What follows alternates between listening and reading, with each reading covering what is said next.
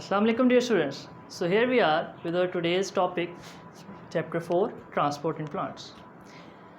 As we know, we have a transport system, blood transport system, in which our heart pumps the blood to all parts of the body.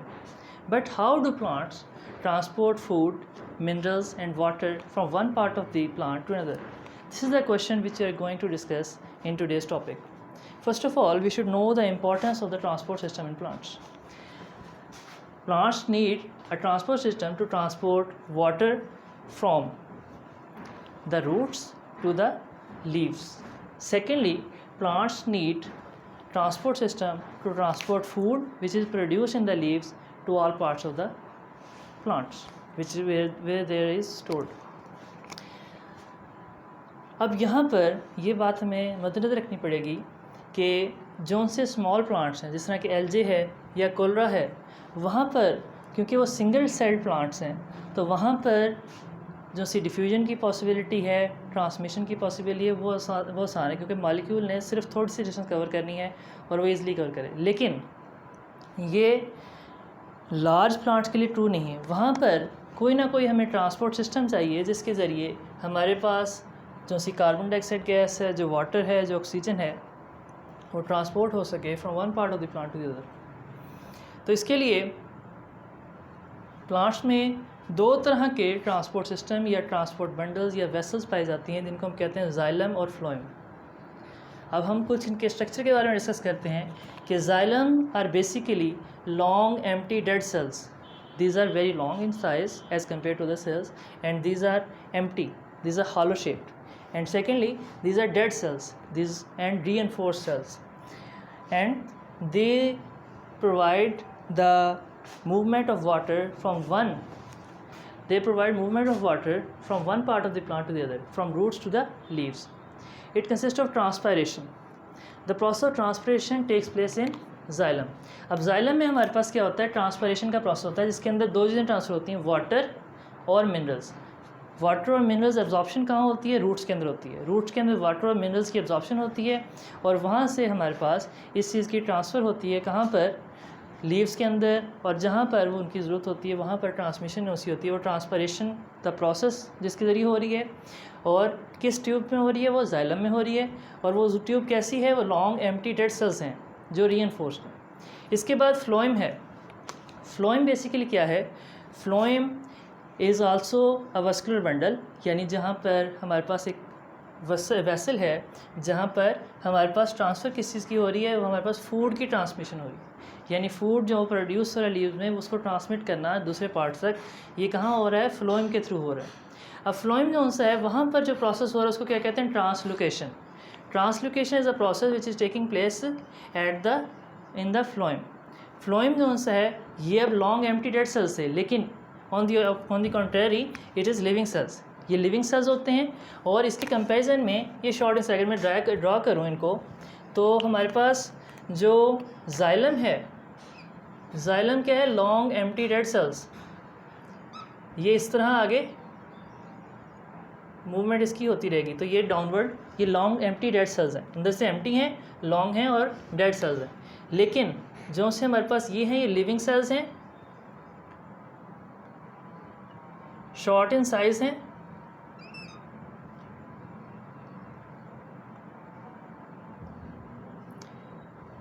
अगर phloem का structure देखें तो phloem के अंदर हमारे पास living cells हैं, short in size हैं और ये एंड टू एंड कनेक्टेड हैं.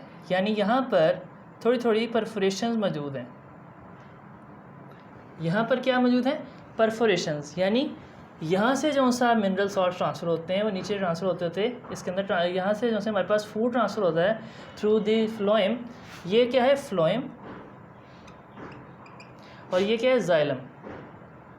जाइलम किससे मिलके बना है, लॉन्ग एम्प्टी डेड सेल से मिलके बना है.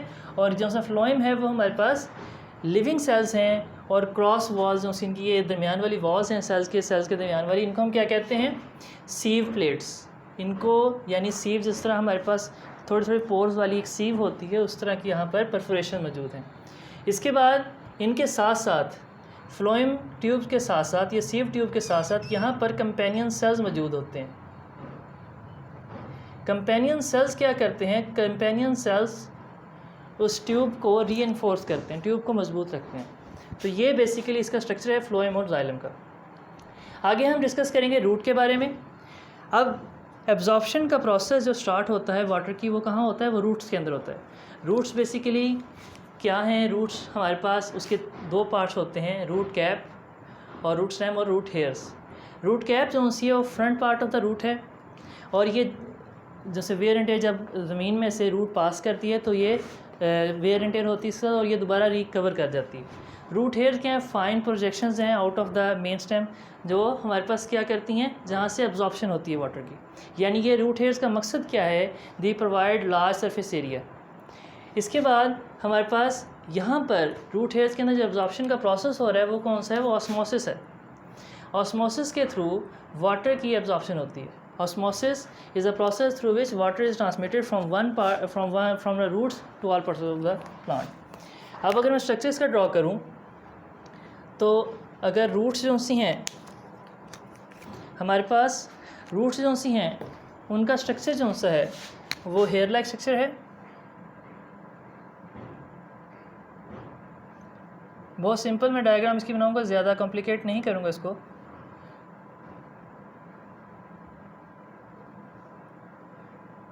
ये हमारे पास जाइलम वेसल्स मौजूद हैं। तो अब क्या हो रहा है, यहाँ से जब एब्जॉर्प्शन हुई, एब्जॉर्प्शन क्यों होगी? क्योंकि हमारे पास जो रूट सेल्स हैं उसके अंदर जो सेल के अंदर साइटोप्लाज्म की जो चीज़ मौजूद है, सेल सैप से कहते हैं, उस सेल सैप के अंदर कंसनट्रेशन ऑफ सॉल्ट्स बहुत ज़्यादा है as compare to soil solution. इसके इर्द गिर्द जो सॉइल मौजूद है उसके अंदर कंसनट्रेशन कम है। ये सॉइल के अंदर कंसनट्रेशन कम है, लेकिन यहाँ पर हमारे पास कंसनट्रेशन बहुत ज़्यादा है। मिनरल सॉल्ट्स जो से रूट हेयर सेल्स के अंदर वो बहुत ज़्यादा हैं as compare to outer soil solution. तो यहाँ से हमारे पास क्या होगी? ऑस्मोसिस होगी। Osmosis is a movement of water from from dilute solution to higher solution. जहाँ पर कंसनट्रेशन ज़्यादा है वहाँ पर मूव करे ताकि उसको भी डाइल्यूट कर दे। तो वाटर जो सा है फ्रॉम आउटवर्ड रूट हेयर्स के अंदर मूव करेगा, और रूट हेयर्स के अंदर मूव करने के बाद वो ऐसा ऐसा यहाँ जब यहाँ पर डाइल्यूशन हो जाएगी हमारे पास, तो वो अगले सेल में मूव करेगा, क्योंकि इसके अंदर अभी नेबरिंग सेल के अंदर डाइल्यूशन नहीं है। तो इस तरह जब तक कंसनट्रेशन ग्रेडियंट रहेगा, यानी कंसनट्रेशन एक जगह ज़्यादा और एक जगह कम रहेगी, वहाँ तक हमारे पास मूवमेंट होती रहेगी, और एट लीस्ट जो है वो हमारे पास कहाँ पहुँच जाएंगे? इन जाइलम वेसल। और जाइलम वेसल के अंदर फिर हमारे पास इसी तरह मूवमेंट जो सी है to all parts of the plant जो सी है रूट, यानी रूट के अंदर प्रोसेस कौन सा होता है? एब्जॉर्प्शन जो सी है वो कौन सी हो रही है? वो ऑस्मोसिस के जरिए हो रही है। Osmosis the movement of water, ठीक है, from lower concentration to higher concentration to dilute that concentration. और यहाँ पर सेल सैप मौजूद होता है। सेल सैप किसे कहते हैं? The concentrated solution present in the cell. और सेमी परमेबल मेम्ब्रेन किसे कहते हैं? सेमी परमेबल मेम्ब्रेन से मुराद हमारे पास जो स्मॉल पोर्स वाला मेम्ब्रेन होता है, सेल का आउटर सेल मेम्ब्रेन जो होता है, सेल मेम्ब्रेन का पोरस पार्ट जो सा होता है उसको हम क्या कहते हैं?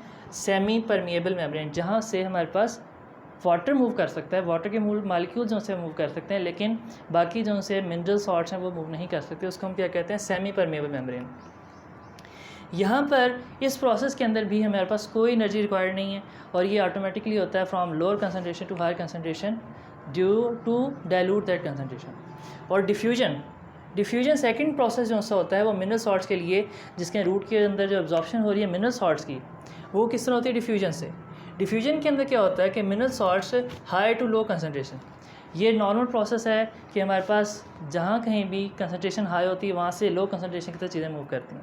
जिस तरह आप घर पे एक एक्सपेरिमेंट कर सकते हैं, इसके अंदर अगर आप इंक का ड्रॉप लें, आप पानी की बाल्टी लें, उसके अंदर अगर आप इंक का एक ड्रॉप पुट करें, उसको शेक ना करें, तो वो ऐसा ऐसा ऐसा सारी बाल्टी के अंदर फैल जाएगा, और उस सारी जो सी बकेट है उसका कलर जो सा है वो हमारे पास क्या हो जाएगा?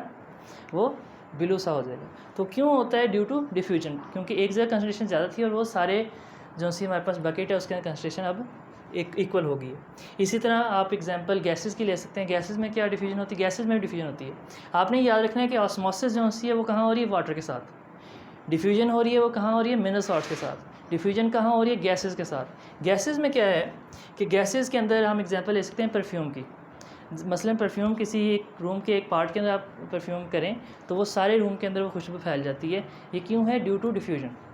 प्लांट्स के अंदर भी जो से स्मॉल प्लांट्स थे उनके अंदर मैंने बताया था कि एल्जे और कोलरा के अंदर भी डिफ्यूजन के ज़रिए ऑक्सीजन और कार्बन डाइऑक्साइड गैस ट्रैवल करती है। इसी तरह हमारे पास डिफ्यूजन जो सी है वो लार्ज प्लांट्स के अंदर भी एयर की ट्रांसपोर्ट। अब यहाँ पर ये याद रखना है कि जाइलम और phloem do not transfer oxygen and carbon dioxide. Oxygen carbon dioxide gas xylem और फ्लोएम ट्रांसफ़र नहीं करते। जाइलम का काम हमारे पास क्या है? वाटर ट्रांसपोर्ट करना या मिनरल ट्रांसपोर्ट करना। फ्लोएम का काम क्या है? फ्लोएम का काम है फूड ट्रांसपोर्ट करना, ठीक है। लेकिन जो सा एयर की पैसेज है ऑक्सीजन और कार्बन डाइऑक्साइड गैस यानी एयर की ट्रांसमिशन है वो किसके थ्रू हो रही है? वो थ्रू डिफ्यूजन प्रोसेस। जो से थोड़े थोड़े पोर्स मौजूद हैं throughout the bark, throughout the plant, वहाँ से हमारे पास इस चीज़ की ट्रांसमिशन होती है। इसके बाद हम ब्रीफली इन दोनों प्रोसेस जो से मैंने आपको डिस्क्राइब किए हैं कि जाइलम के अंदर हमारे पास ट्रांसपायरेशन होती है फॉर वाटर ट्रांसमिशन और फ्लोएम के अंदर ट्रांसलोकेशन होती है फॉर फूड ट्रांसमिशन। तो ट्रांसपायरेशन को हम पहले डिस्क्राइब करेंगे। ट्रांसपायरेशन जो प्रोसेस है ये हमारे पास कहाँ होता है? ट्रांसपायरेशन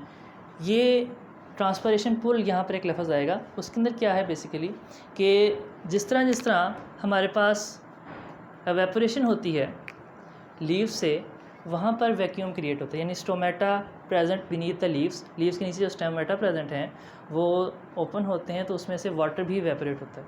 जब वाटर की इवेपोरेशन होती है तो उसकी वजह से क्या होगा? वाटर की इवेपोरेशन होने की वजह से हमारे पास वहाँ पर वैक्यूम क्रिएट होगा और उस वैक्यूम की वजह से ये जाइलम वेसल के अंदर एक सक्शन पुल क्रिएट होगी और इसको हम क्या कहते हैं? ट्रांसपायरेशन पुल।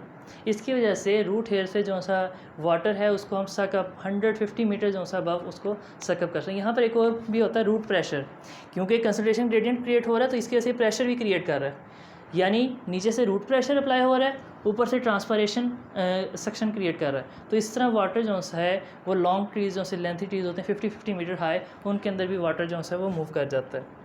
तो ये बेसिकली प्रोसेस है जिसके अंदर ये काम हो रहा है और ये एवेपोरेशन की वजह से होता है, स्टोमेटा के अंदर होता है। और ये जो सी स्ट्रीम बनती है वाटर की फ्रॉम रूट्स टू लीव्स, इसको हम कहते हैं ट्रांसपायरेशन स्ट्रीम। और इसके बाद एक इंपॉर्टेंट टर्म है जो अमूमन पेपर में पूछी जाती है, वो है विल्टिंग। विल्टिंग से क्या मुराद है? विल्टिंग से मुराद ये है कि कभी ऐसा वेदर हो जहाँ पर या ऐसा मौसम जहाँ पर पानी बारिश नहीं हो रही, वहाँ पर पानी कमी हो, तो वहाँ पर अगर ट्रांसपायरेशन ज़्यादा होती रहे तो क्या होगा? प्लांट सूख जाएगा। तो प्लांट उस टाइम क्या करता है? ट्रांसपायरेशन के रेट को कम कर देता है। या ये हो कि किसी वजह से रूट जो सी उसकी डैमेज होगी और वाटर इतना ऑब्जॉर्व नहीं हो रहा, तो उस टाइम ट्रांसपायरेशन का रेट यानी इवेपोरेशन का रेट वो कम कर दिया जाता है। तो इस प्रोसेस को क्या कहते हैं? Wilting. The slow down of the rate of transpiration is called wilting. एक टॉपिक मैं यहाँ मिस कर दिया था, एक्टिव ट्रांसपोर्ट। एक्टिव ट्रांसपोर्ट से क्या मुराद है? एक्टिव ट्रांसपोर्ट से मुराद हमारे पास अब अगर तो यही प्रोसेस हो कि ऑटोमेटिकली डिफ्यूजन हो रही है, मिनरल सॉल्ट जो से हैं अगर अंदर कम हैं तो बाहर से मिनरल सॉल्ट अंदर आ गए, ठीक है। अगर बाहर ज़्यादा है तो अंदर से बाहर चले गए। तो प्लांट को अगर मिनरल सॉल्ट चाहिए और बाहर कंसंट्रेशन ज़्यादा तो प्लांट के सारे मिनरल्स बाहर चल जाएंगे, या प्लांट को कम चाहिए और बाहर सारे मिनरल्स इसके अंदर आ जाएँ, तो ये जो है प्रॉब्लम क्रिएट करेगी। तो इस प्रॉब्लम को ओवरकम करने के लिए एक हमारे पास प्लांट के अंदर एक और प्रोसेस है जिसको हम क्या कहते हैं? फिनोमेनन है, उसको कहते हैं एक्टिव ट्रांसपोर्ट। एक्टिव ट्रांसपोर्ट से मुराद the transport which is due to application of energy, जहाँ हम एनर्जी अप्लाई करते हैं और उसकी वजह से मूवमेंट होती है सॉल्ट्स की, उसको क्या कहते हैं? Active transport. ये अमूमन एंजाइम्स ये काम करते हैं और एंजाइम जो हैं मिनरल्स को from one part of the cell to other part of the cell transfer करते हैं। इसके अंदर अगेंस्ट ग्रेडियंट, यानी from low to higher concentration, जहाँ पर कंसंट्रेशन लो है, ऑस्मोसिस भी लो टू हायर कंसंट्रेशन लेकिन एनर्जी इवॉल्व नहीं थी, वो वाटर ट्रांसफ़र हो रहा था। यहाँ भी लो टू हायर कंसंट्रेशन लेकिन यहाँ पर एनर्जी इवॉल्व है और यहाँ पर हमारे पास मिनरल सॉल्ट्स जो हैं वो ट्रांसफ़र हो रहे हैं। तो ये एंजाइम जो है इसके अंदर एक्टिव रोल प्ले करते हैं ड्यूरिंग एक्टिव ट्रांसपोर्ट। इसके बाद है ट्रांसपायरेशन। मुख्तलिफ चीज़ों पर डिपेंड करती है। ट्रांसपायरेशन हमारे पास किस चीज़ पे डिपेंड करती है? लाइट इंटेंसिटी पे डिपेंड करती है, टेम्परेचर पे डिपेंड करती है, विंड पे डिपेंड करती है और ह्यूमिडिटी पे डिपेंड करती है। अब ये जो सी फर्स्ट थ्री थिंग्स हैं, ट्रांसपायरेशन का रेट, यानी जो सा मैंने आपको विल्टिंग का भी बताया है कि ट्रांसपायरेशन का रेट जो सा है कि ट्रांसपायरेशन कितनी ज़्यादा हो रही है, इवेपोरेशन कितनी ज़्यादा हो रही है, वो किस चीज़ पर डिपेंड करता है? It depends on light intensity. Light intensity जितनी ज़्यादा होगी ट्रांसपायरेशन का रेट उतना ज़्यादा, क्योंकि इवेपोरेशन उतनी ज़्यादा हो रही है। टेम्परेचर भी सेम थिंग है कि लाइट इंटेंसिटी से क्या होता है, फोटोसेंसिस ज़्यादा होती है। फोटोसेंसिस ज़्यादा होती है तो हमारे पास ज़्यादा जो सी वहाँ पर ऑक्सीजन या कार्बन स्टोमेटा ज़्यादा ओपन होंगे तो ज़्यादा उसमें से क्या रिलीज़ होगी, ऑक्सीजन और कार्बन से साथ साथ वाटर वेपर भी ज़्यादा रिलीज़ होंगे। जब ज़्यादा रिलीज़ होंगे तो उसकी वजह से हमारे पास जो सी ट्रांसफरेशन का रेट है वो भी इंक्रीज़ कर जाएगा।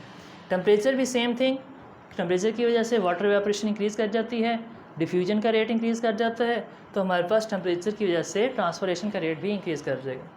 इसके बाद विंड की बात करें तो विंड की वजह से स्टोमेटा पे अगर कोई वाटर मालिक्यूल मौजूद है तो वो हमें पता है कि विंड की वजह से वेपरेशन इंक्रीज़ कर जाता है, तो इस वजह से हमारे पास ट्रांसफरेशन का रेट इंक्रीज़ कर जाता है।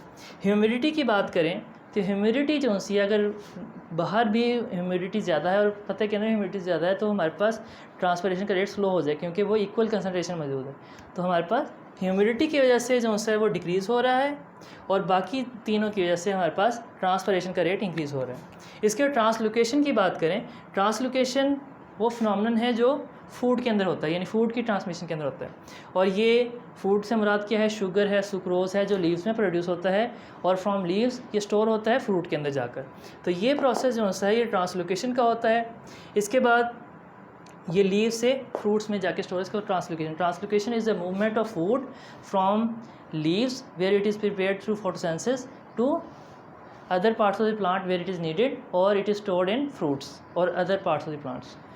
इसके बाद लास्ट टॉपिक हमारा है ट्रांसपोर्ट ऑफ गैसेस। अब गैसेस की ट्रांसपोर्ट सिमिलरली जो मैंने परफ्यूम की एग्जांपल दी थी कि हमारे पास गैसेस जो सी हैं from one concentrated part of the room to less concentrated part of the room move करती हैं। वो कैसे मूव करती हैं कि जहाँ पर कंसनट्रेशन ज़्यादा थी वहाँ से गैसेस जो सी हैं वहाँ मूव करती हैं जहाँ पर कंसनट्रेशन कम है। इसी सिमिलरली जो सा हमारे पास प्लांट है उसमें भी जहाँ पर कंसनट्रेशन ज़्यादा है वहाँ से वो मूव करती हैं गैसेस जहाँ पर कंसनट्रेशन कम है। इस प्रोसेस को क्या कहते हैं, डिफ्यूजन। और यहाँ पर स्टोमेटा से इसी तरह स्टोमेटा से गैसेस एंटर होती हैं और जहाँ हमें चाहिए वहाँ पर वो पहुँच जाती है। लेकिन अब कहें किसी के अंदर बार्क है और लीफ नहीं है तो बार्क जो है लीफ बहुत कम है तो बार्क के अंदर भी हमारे पास छोटे छोटे पोर्स होते हैं, उनको हम क्या कहते हैं, लेंटिसिल्स। और जो से लीफ के अंदर small pore on the lower side of the leaf is called stomata are guarded by guard cell which control the amount of air exchange. तो ये आज हमारा टॉपिक था ट्रांसपोर्ट इन प्लांट्स, जिसके अंदर हमने बेसिकली डिस्क्राइब किया जाइलम और फ्लोएम को, ट्रांसपोर्टेशन, ट्रांसलोकेशन को और ट्रांसपायरेशन को। इसके अलावा हमने डिफरेंट मोड्स ऑफ ट्रांसफ़र यानी ऑस्मोसिस, डिफ्यूजन और एक्टिव ट्रांसपोर्ट को डिस्क्राइब किया। तो इन इंपॉर्टेंट टॉपिक्स को ज़रूर आप तैयार करें और इंशाअल्लाह ताला आपका पेपर भी इस तरह हिस्सा हो जाएगा। जज़ाकल्लाह।